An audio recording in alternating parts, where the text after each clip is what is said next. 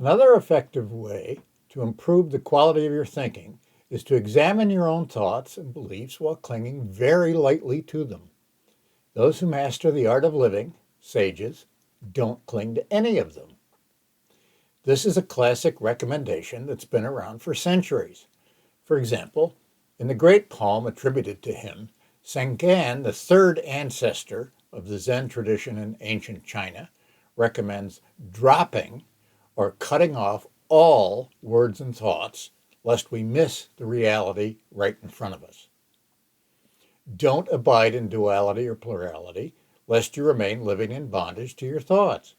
By fanatically attaching to them, you will not only miss reality, but also you'll carry a heavy, unnecessary burden through life.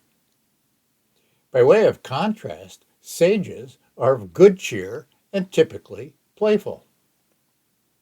To emulate them, stop seeking beliefs to attach to. Seeing the truth requires letting go of all opinions. Either let go of clinging mind by detaching from all those fond opinions, or live in delusion. That's challenging.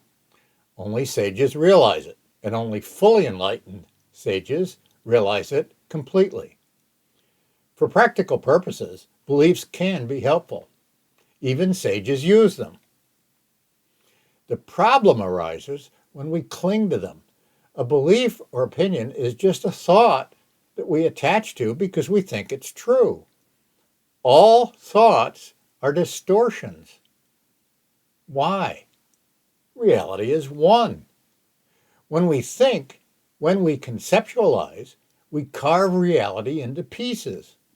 Doing so can be useful, but it comes at the cost of distortion. Routinely doing that is a grave mistake.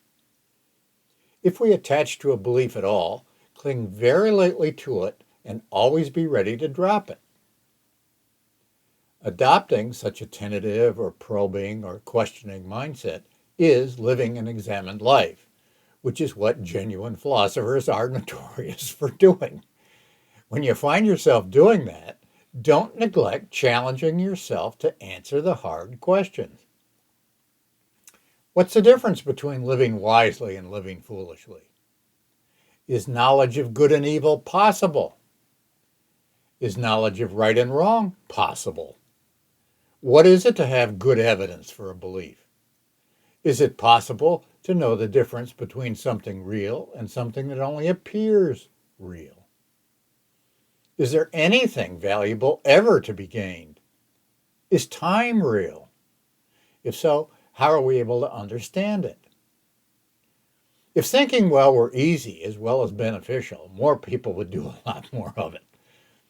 Not even trying is a sure route to failure. Like working hard physically, working hard intellectually can be beneficial, but there are few masters.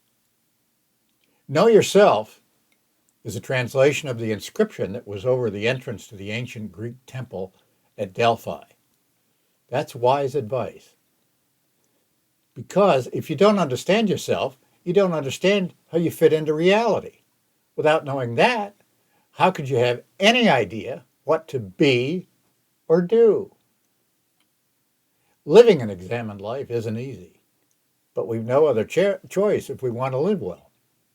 Either we distract ourselves unto death or figure out how to live well and practice it.